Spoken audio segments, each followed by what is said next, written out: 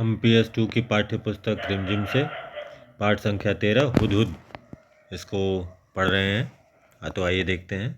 हुदहुद। हुदहुद को कलगी कैसे मिली। एक बार सुलेमान नाम के बादशाह आकाश में उड़ने वाले अपने उड़न खटोले पर बैठे कहीं जा रहे थे। बड़ी गर्मी थी। धूप से वह परेशान हो रहे थे। आकाश में उड़ने वाले गिद्धों से उन्होंने कहा कि अपने पंखों से तुम लोग मेरे सिर पर छाया कर दो, पर गिद्धों ने ऐसा करने से मना कर दिया। उन्होंने बहाना बनाते हुए कहा, हम तो इतने छोटे मोटे हैं, हमारी गर्दन पर पंख भी नहीं है, हम छाया कैसे कर सकते हैं।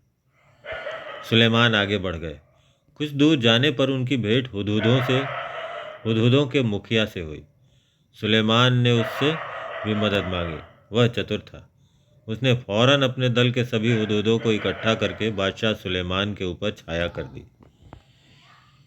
सुलेमान बोले, मैंने गिद्धों से भी मदद मांगी थी, वे मेरी मदद कर सकते थे, पर उन्होंने मेरी मदद नहीं की। तुम गिद्धों से छोटे तो हो, पर चतुर अधिक हो। तुम सबने मिलकर मेरी सहायता की है। मैं तुमसे बहुत प्रसन्न हूँ। मैं तुम्हारी कोई इच्छा पूरी करूँगा। बताओ तुम्हारी क्या इच्छा है। मुखिया ने कहा, महाराज, मैं अपने सभी साथियों से सलाह करने के बाद अपनी इच्छा बताऊंगा। मुखिया ने साथियों से सलाह करने के बाद कहा, महाराज, यह वरदान दीजिए कि हमारे सिर पर आज से सोने की कलगी निकल आए। बादशाह हंसे और बोले, मुखिया, इसका फल क्या होगा, यह तुमने सोच लिया है। मुखिया बोला, हाँ महाराज, मैंने खूब परामर्श करके यह वर मांगा है। सुलेमान ने प्रार्थना स्वीकार कर ली। सभी हुदहुदों के सर पर सोने की कलगी निकल आई। लोगों ने सोने की कलगी को देखा तो वे हुदहुदों के पीछे पड़ गए। तीर से उन्हें मार मार कर सोना इकट्ठा करने लगे। हुदहुदों का वंश समाप्त होने पर आ गया।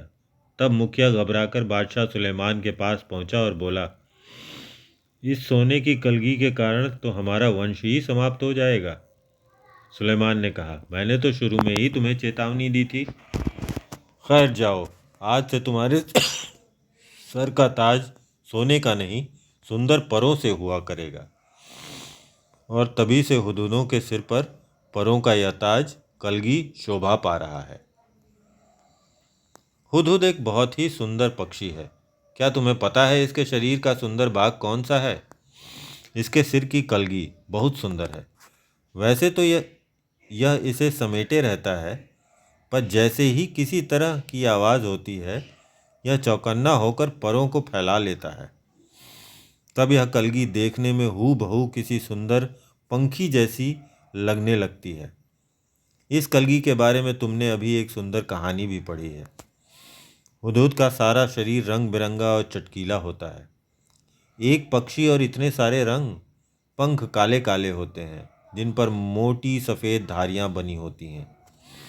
गर्दन का अगला हिस्सा बादामी रंग का होता है। चोटी भी बादामी रंग की होती है, मगर उसके सिरे काले और सफ़ेद होते हैं। दुम का भीतरी हिस्सा सफ़ेद और बाहरी हिस्सा काले रंग का होता है। चोंच पतली, लंबी और तीखी होती है।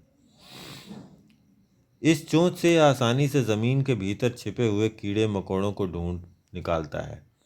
इसकी चोंच नाखून काटने वाली नहरनी से बहुत मिलती है, और शायद इसलिए कहीं कहीं इसे अजामिन चिड़िया के नाम से भी पुकारते हैं। हुदहुद हमारे देश के सभी भागों में पाए जाते हैं। तुमने इसे अपने घर के आसपास अपनी तीखी चोंच में ज़मीन खोदते हुए अवश्य देखा होगा। बोलते समय यह 3 बार हुप हुप हुप सा करता है, इसलिए इसे अंग्रेज़ी में हुप ऊ भी कहा जाता है। हिंदी में इसे हुदहुद कहते हैं। दूब में कीड़ा ढूंढने के कारण हमारे देश में कहीं कहीं इसे पदुबया भी कहते हैं, और सुंदर कलगी की वजह से कुछ देशों में लोग इसे शाह सुलेमान कहकर पुकारते हैं।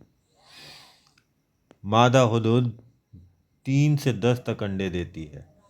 जब तक बच्चे अंडों से बाहर नहीं निकल जाते, वह अंडों पर बैठी रहती है, हटती नहीं। नर वहीं भोजन लाकर उसे खिला जाता है, पर दोनों में से कोई भी घोंसले की सफाई नहीं करता।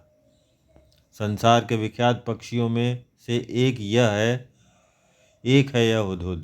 यह अपनी सुंदरता के लिए तो मशहूर है, पर इसे पालतू नहीं बनाया जा सकता और न ही इसकी बोली में मिठास है।